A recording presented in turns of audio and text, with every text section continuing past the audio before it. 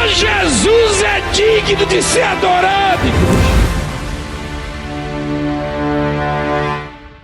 Deuteronômio capítulo 4. Moisés exorta o povo à obediência. Moisés exorta o povo à obediência. Agora, pois, ó Israel, ouve os ensinos, ouve os estatutos e os juízos que eu vos ensino. Ouve os estatutos e os juízos que eu vos ensino, para os cumprirdes, para que vivais, e entreis e possuais a terra que o Senhor, Deus de vossos pais, vos dá. Moisés, ele tinha uma missão. Moisés era muito maior que nós, mas nós temos uma missão parecida com a dele. O apóstolo, o bispo, o pastor, o missionário, a bispa, a pastora, a missionária. A nossa missão é levar você a possuir a terra, ou seja, a alcançar aquilo que você deseja. É claro que dentre as coisas mais importantes que buscamos está a vida eterna, a salvação. Essa é a coisa mais importante. Só que você quer também prosperar, ter saúde, ter qualidade de vida. Tudo isso representa a sua terra, a terra que você busca. E a nossa missão é conduzir você. E existe uma cartilha, existe uma orientação. Deus é quem dá as diretrizes, Deus é quem dá o caminho. Então Moisés, ele reúne o povo, com ordem de Deus, ele pede para o povo escutar e prestar atenção. Ele diz: se cumprirdes, né?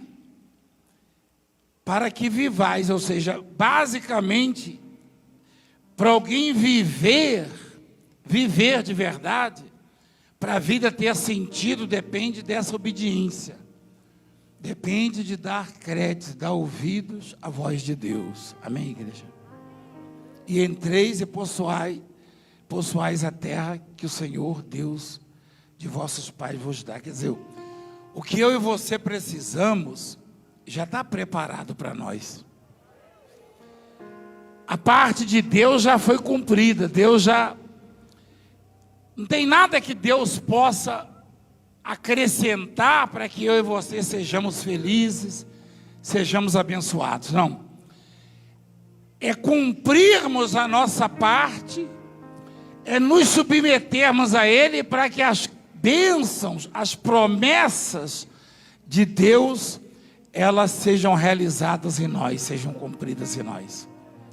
A palavra de hoje de manhã, que está em Hebreus, diz que nós temos que perseverar para que, havendo feito a vontade de Deus, alcancemos a promessa. Amém? É a vontade de Deus. Não é religião. Não. Não é a campanha A, B ou C, não. É cumprir, é obedecer, é submeter a Deus, e Ele vai realizando tudo que você deseja, vai te encaminhando à terra prometida. Olha o versículo 2. Para mim, para os bispos, pastores, missionários, independente de igreja. Nada acrescentareis à palavra que vos mando, nem diminuireis dela, para que guardeis os mandamentos. Eu posso continuar, filho? Do Senhor vosso Deus, que eu vos mando. Olha só, nada acrescentareis. Não é preciso acrescentar, não há necessidade, pelo contrário, é perigoso.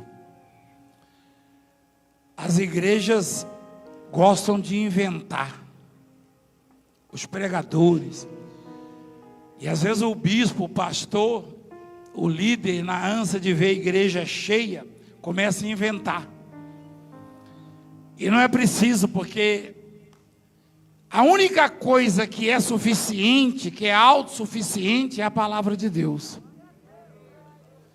A palavra de Deus é plena, é completa. Tudo que eu e você possamos buscar ou necessitar ou desejar, encontramos na palavra de Deus. Tudo foi feito por intermédio dela. A palavra é Jesus Cristo, é o verbo que se fez carne.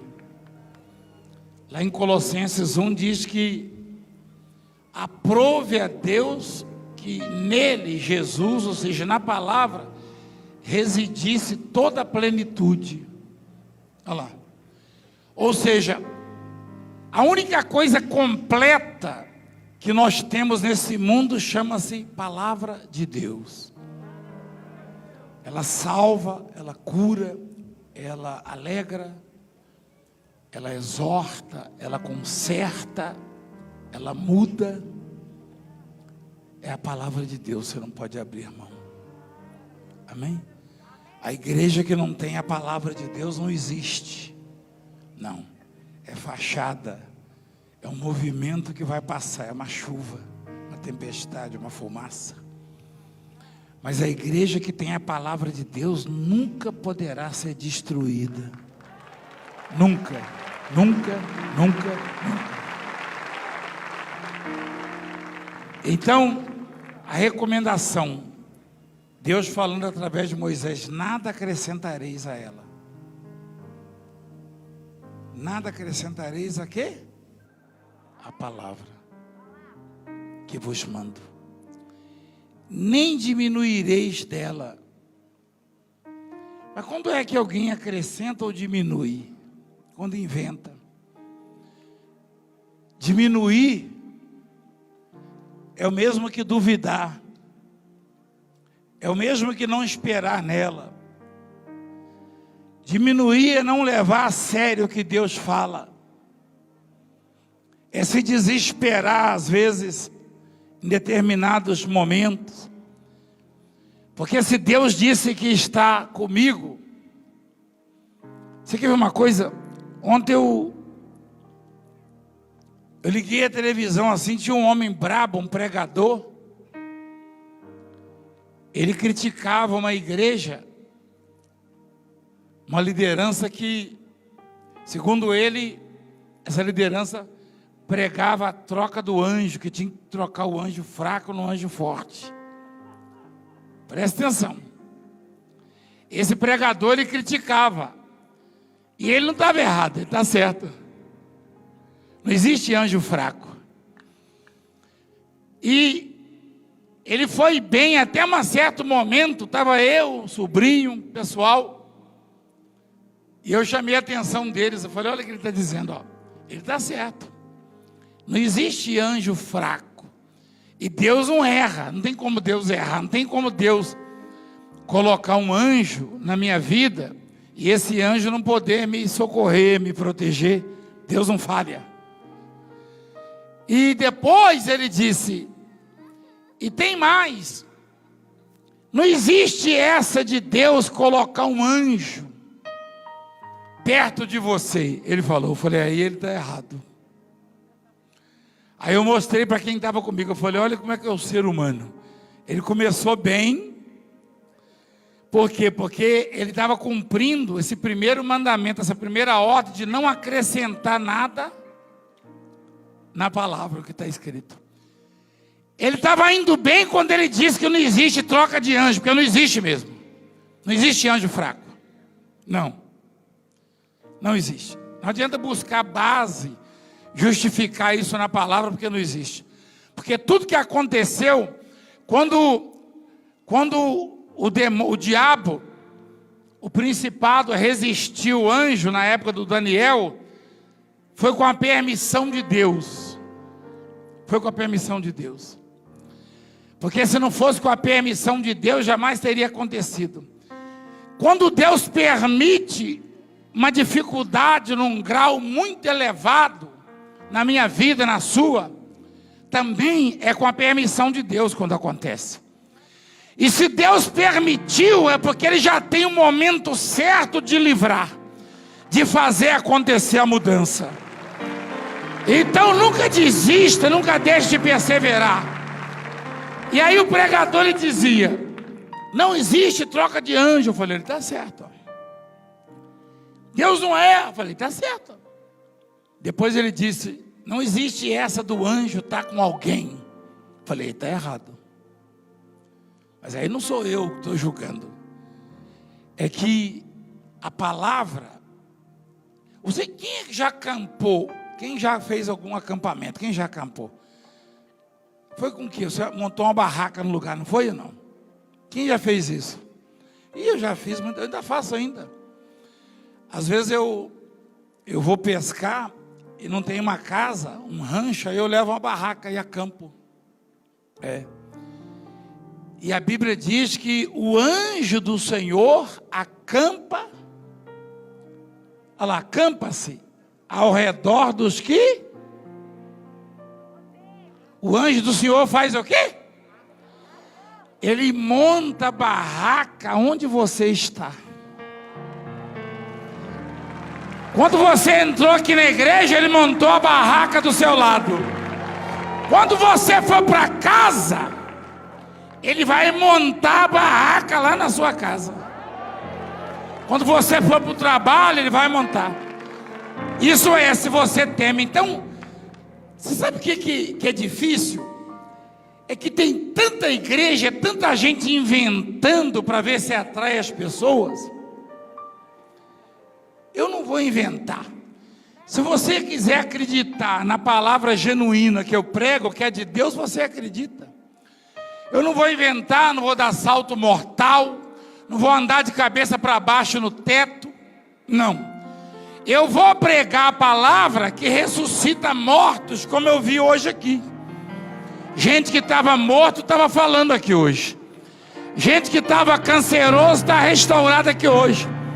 Então as pessoas perguntam: apóstolo, que fé é essa? Eu vejo tanta gente curada de tanta coisa na sua igreja e sair de tanta situação difícil. Eu falo: isso aí é a palavra de Deus, que é tão simples, é tão pura, é tão eficaz, não precisa acrescentar. Eu estava até admirando o sujeito lá falando, depois eu falei: aí, começou a errar, ó, que não existe essa de anjo acampar. Quando ele não acampa, ele vai adiante de mim, diz a palavra. E eu também iria discordar dele, porque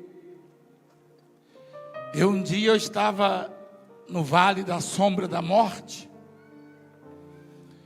Eu estava num lugar, igreja, que até hoje não é habitado. Eu levei a bispa lá, levei o repórter que estava conosco, levei não sei quem mais, o Chico teve lá também. O Chico teve? Você teve lá, Chico? O Chico está por aí. Ah, o Chico foi votar, né? Ele falou comigo. Nós fomos, eu tenho imagens aí. Muitos anos, eu acho que nós voltamos lá uns 20 anos, né? Quase. Depois, 18 a 20 anos. Até hoje não é habitado, não. Eu não sei se nós estamos tendo um pouco de dificuldade ultimamente nessas imagens. Eu não sei bem o que está acontecendo. Talvez algum aparelho nosso tenha queimado, né, diretor? Que era tão simples isso aí. Estou falando de imagem da ilha lá em Moçambique, no meio do mar. E até hoje não é habitado lá. Até hoje. E não existe gente lá. Não existe gente. E quando eu gritei, que eu não tinha mais forças, e gritei, eu fui pego pela mão por 2 homens, mas pela maneira como eles me carregaram, eu tinha 153 quilos na época, eu acho, 153 quilos. o jeito que eles me pegaram, um só seria suficiente. Eles me pegaram com tanta facilidade e me ergueram no chão com tanta facilidade, e conversando e me levando assim. Eu falei, meu Deus, eu nunca vi um homem tão forte como esses dois. Eu estava tão perturbado que eu não percebi que eram anjos. Mas eu falei, eu só percebi depois que eu olhei, eu só percebi quando eles se foram. E eu olhava, procurava os rastros, não via. E quando homens como eu, mortais, vieram me socorrer, né? E eles mandaram. Então eu tenho certeza que há um cuidado especial da parte de Deus para aqueles que o buscam, que o temem. Eu tenho certeza absoluta. Olha lá, eles acharam a imagem. Aquele lugar ali,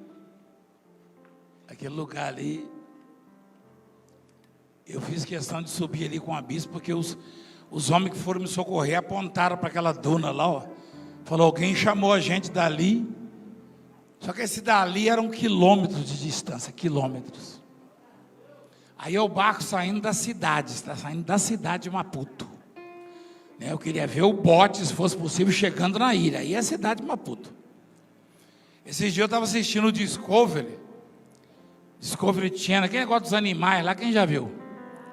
Animal Planet, sei lá. Eu estava vendo lá e vi esse barco aí, esse mesmo barco. Por quê? Esse barco aí nós alugamos lá em Moçambique, esse catamarã, para ir lá na ilha. E como só tem ele lá em Maputo, a situação lá é bem, né, precária. Aí eu vi, fiz questão depois de falar com um pastor africano nosso lá, um bispo. Ele falou, é ele mesmo. Eu falei, rapaz, o pessoal do Discovery foi lá para filmar e alugou o mesmo barco, ó. E nós fomos lá, olha lá como é que é deserto lá, ó.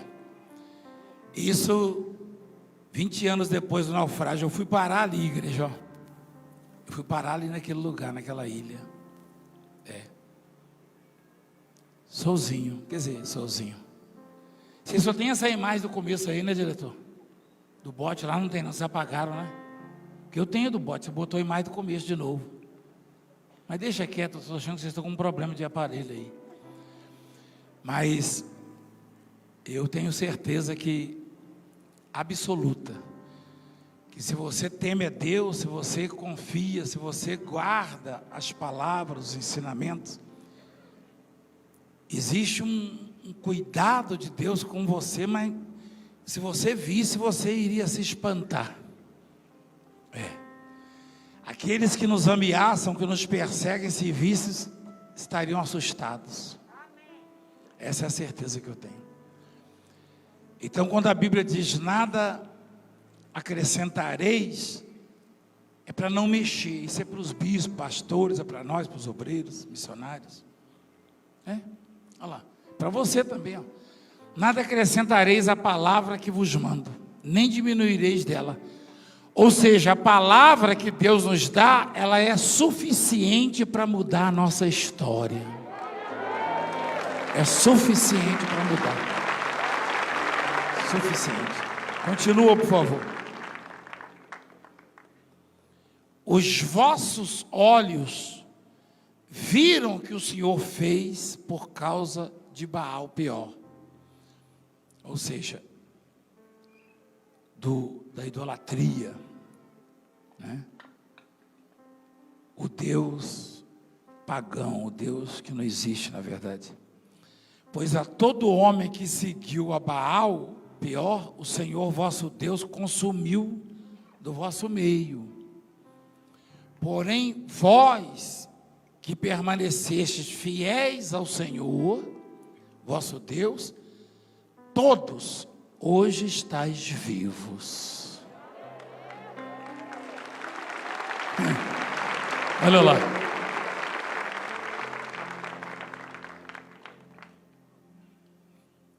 sabe que nós estamos numa fase crítica da humanidade, né? Uma fase difícil. O ser humano nunca se sentiu tão diminuído, tão vulnerável. E a coisa é tão terrível que, em algumas crises que já vivemos, os de posse, os mais graduados, os renomados se sentiam por cima. Hoje todos estão desesperados, nivelado por baixo, ou seja, ninguém é nada. Ninguém é nada. Não tem esse negócio de, aquela classe social lá, o Covid não chega. Chega como com outro nome, mas chega, entendeu? E chega exatamente o Covid. Você chega lá, o pobre, você pergunta para o pobre, você teve o quê? Eu tive o coronavírus. E o rico? Eu tive o Covid-19. Mesma coisa, paladar vai embora, olfato, pulmão não tem força, os músculos ficam fracos. E eu nunca que meu celular tocou tanto igual tem tocado. O povo de tudo que é lugar. E tem gente aí, se você tem ideia, um dia desse eu recebi uma mensagem que era para apresentar a vida de um médico. Eu falei, meu Deus, esse médico ele lidando com o pessoal lá, ele contraiu, e o dele foi muito pesado. Mais de 50% dos pulmões tomados. E ele lembrou, e a família dele falou, peça para o apóstolo orar. E você sabe de qual hospital? Do Sírio-Libanês. Sírio-Libanês. Falou, peça para o apóstolo Valdemir orar. Perguntaram para ele, você conhece o apóstolo? Ele falou, conheço. Toraram o pescoço dele e veio bater aqui. Foi. Meteram o facão nele, ele veio aqui. É engraçado que o dia que eu fui lá, quer dizer, eu na situação que eu estava, o dia que eu cheguei lá, os médicos começaram, eu não sei como é que espalhou a notícia, os médicos começaram a mandar mensagem para o doutor que cuidava de mim lá, né? Ele falou assim, o doutor falou, eu nunca me senti tão importante, apóstolo. Tem um monte de médico, colega meu, ligando, que privilégio, você está costurando o homem aí, O médico ligando para ele, capricha aí, hein? Eu falei, doutor, que bom, hein? Você tem que obedecer aos seus colegas aí, Quando eu fui lá tirar os pontos, ele falou, rapaz, estou famoso. Eu falei, que legal, rapaz. Quer dizer que os médicos recomendando, cuida dele, rapaz. Os médicos cristãos, né? Então, falaram assim, ora pelo doutor. Eu falei, olha, eu sou tão pequenininho, né? Mas não é que Deus restaurou o doutor, ele já está trabalhando, ele está cuidando de gente de novo. Mas não tem bom, não. Não tem Valdemir, não tem médico, não tem nada, tudo é a mesma coisa. Só muda o negócio que para nós, que viemos da favela assim, é corona, entendeu? Mas para quem tem uma ou duas faculdades, pode chamar de Covid, mas é a mesma coisa. Está todo mundo nivelado. Cadê os grandes? Não tem grande, não. O grande, ele mandou o anjo acampar ao redor daquele que o teme, do lado assim. Esse é grande. É o único grande. E ele continua. Mostra lá, por favor, o texto. Deuteronômio capítulo 4. Desistiu aí, bispo? Ô, pastor? Desistiu, não? Vocês estão numa luta grande. Ô, diretor, nós estamos tendo algum problema aí, diretor. Você pode me explicar isso aí? Eu vou ter que fazer uma reunião depois com vocês. Nós estamos tendo alguma dificuldade. Pode ser aparelho, alguma coisa que está faltando, né? Eu não sei, bispo. O que está acontecendo? Nós estamos com um pouco de dificuldade nesse negócio de filmar aí, O povo gosta que mostra assim, O povo fala comigo. Esses dias eu conversei com o dono de um banco. Ele falou assim, apóstolo, Eu gosto de ver a maneira como é explicada a palavra lá na sua igreja, e quando mostra lá com a canetinha, ele falou. Até um padre que faz programa estava mostrando esses dias, ele até fez uma brincadeira, ele falou assim, ó, eu estou mostrando aqui a lá Valdemiro Santiago. O padre falou, você deve ter visto isso, e está na internet isso aí. Ele cantou, esse padre. Ele cantou. E ele usa chapéu também, não sei se você já viu. Ele mete um chapelão, não sei se é do meu que ele comprou ou ganhou, né? Mas ele usa chapelão também. E ele mostra lá com a canetinha. Olha que bom, pai. Né? Meu sonho era esse, ver o padre mostrar a palavra. Graças a Deus. Ele falou, lá Valdemiro Santiago, o povo deu risada, o povo da igreja dele. Continuando, por favor. Mostra lá, filho. Olha lá. Eis que vos tenho ensinado estatutos e juízos, como me mandou o Senhor, meu Deus, para que assim façais no meio da terra que passais a possuir. Guardai-vos, pois, e cumpre-os, porque isso será a vossa sabedoria e o vosso entendimento perante os olhos dos povos que, ouvindo todos esses estatutos, dirão, certamente este grande povo é gente sábia e inteligente. Peraí.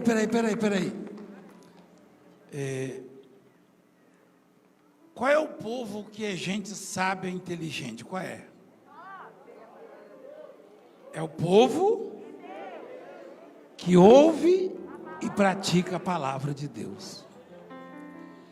Quer dizer que no mundo, infelizmente não é a maioria, mas no mundo existe um povo sábio e inteligente, que é o povo que escuta a palavra de Deus e a obedece. Esse é o povo sábio e inteligente.